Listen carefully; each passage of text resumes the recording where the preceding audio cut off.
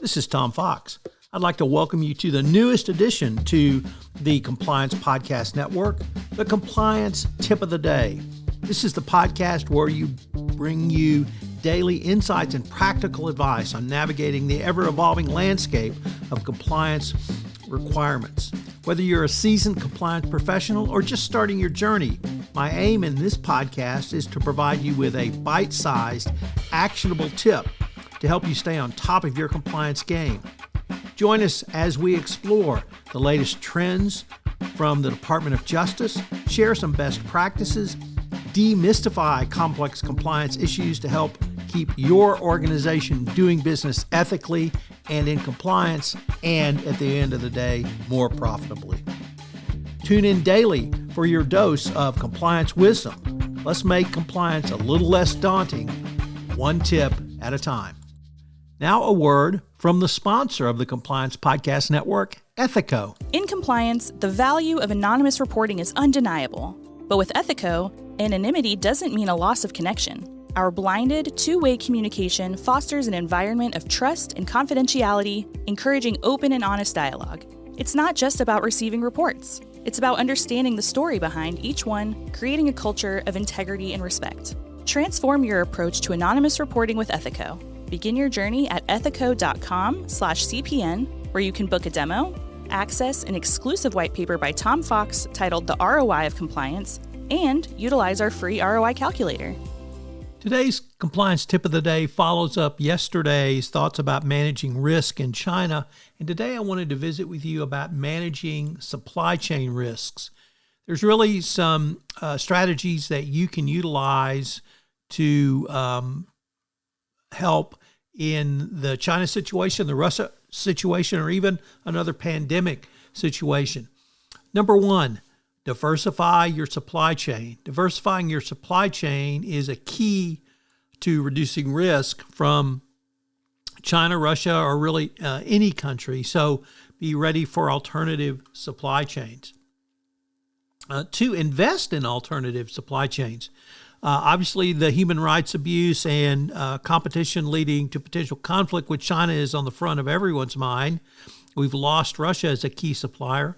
Well, why don't you invest in alternative sources of supply? If you want to stay in Southeast Asia, obviously Vietnam and Malaysia plus Indonesia, you can also move to North America. You can move to Central America. You can move to Mexico. Would you consider reshoring some of your manufacturing?